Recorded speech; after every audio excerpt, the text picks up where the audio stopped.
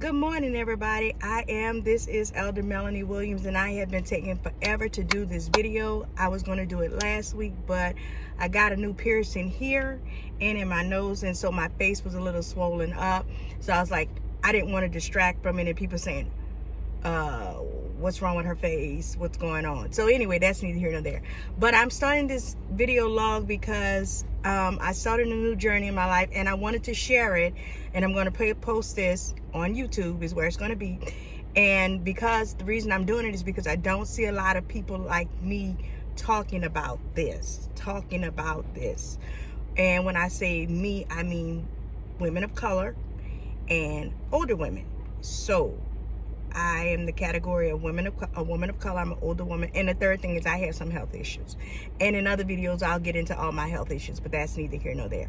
So while I'm sitting here working, and yes, I am working. I work remotely, doing things, and I'll get into that another day. But I had wanted to make this look all pretty and have, something nice in the background and have some makeup on my face and, be a real presence in when I did this. But I realized after I prayed about it, I realized that I needed to be true, authentic to myself and to be real about it. And no bells and no whistles, just some straight up 100 realness. So as I said before, that I have some health issues and I had some things going on, and I was in prayer and I knew I needed to make a change. And one of the things I got to do is I got to get this weight off because of my health issues. But nothing I seem to be doing, it wasn't that it didn't work, it's that I didn't stick with it. It didn't fit for me. So let me go over a few things with you. I've tried protein shakes. I've tried protein shakes of all variety, from the Premier to investing in a shake program with a well-known distributor who has amazing products, but it just wasn't good for me. Herbalife, it just didn't fit for me. I didn't want to mix shakes. I didn't want to do all that. I just didn't want to do that. I've tried going to see a doctor for weight loss shots, which consist of B12 and some other vitamins. I've tried diet pills. I've tried intermittent fasting. I've tried alternate day fasting. I've tried calorie counting. I've tried portion control. You name it, I've done it. I own an elliptical machine. I walk. I literally have tried everything, but in the trying, you hear, hence the word trying. Didn't stick with any of it. It didn't click for me. It didn't resonate with me. I didn't. So, one day I was watching YouTube and I was seeing everyone talking. I started seeing these videos about juicing. So I started watching the videos, and I already owned the juicer, but I had tried that once before in that whole list, but I didn't stick with that either. So the juicer was just sitting there. So I said, okay, God, I just need to try something, because I was really feeling bad and I was hurting and I was achy and my mind wasn't clear. I said, okay, I'll try it. So I pulled out my juicer and I started juicing. And when I first started, I just was buying fruit that I thought I would like to eat, and I was juicing it. That's a real bad idea. We'll get into that in another video. But that's how I started juicing, and I was drinking it. And then I was still watching more videos, and I found out there was more than one kind of juicer. And I had the one that operates by force that spins really, really fast. But I found that when I juiced, I was losing so much juice still in the produce.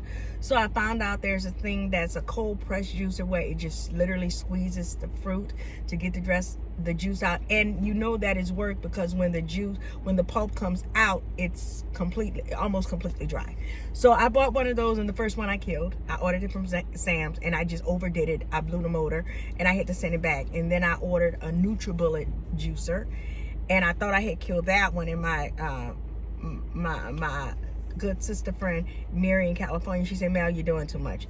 Too much. The juicer can't do what you're trying to make it do. Because I was trying to juice enough for 3 to 4 days, and really you shouldn't juice more than enough for 2 days. So needless to say, I have been juicing, and when I first started, I was juicing every day and drinking as much juice as I wanted every day, and having one meal a day.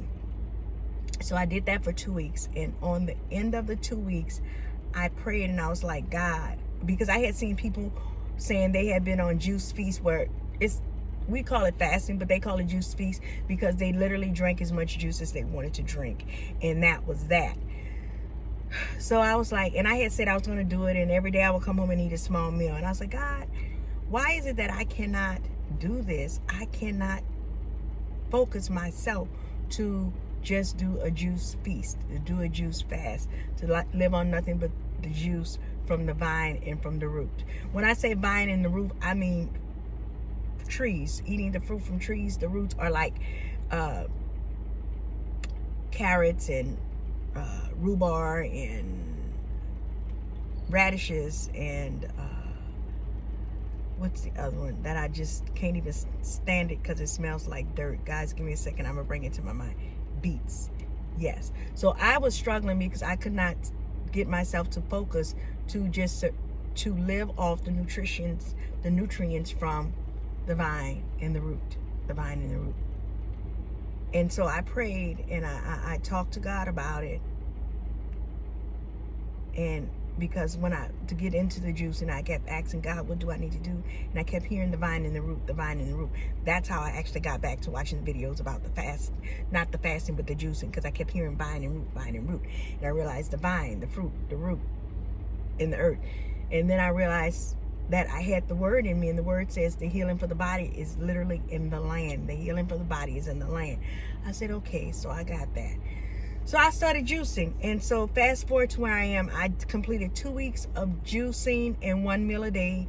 And then on that 15th day, I understood what God says, not by might, not by power, but by my spirit, said the Lord. And I can do all things through Christ who strengthens me. So as of today, I am on day 11 of fruit juice, vegetable juice feasting. That is all I have had for 11 days. I have not been hungry. I have not been thirsty. That's another video for another day. I've actually been struggling with my water consumption because of the fruit juice I'm intaking. Melons and watermelon, cantaloupe, honeydew, apples, and things like pineapple. It's really, I'm struggling drinking my water, and I have to get back on that, but that'll be another video for another day. But I am going into day 11 or 12. I made a little thing on my big mirror in my bedroom where I'm writing, doing tally marks for every day I'm in. So let me think. It's 7 Monday, Tuesday, Wednesday.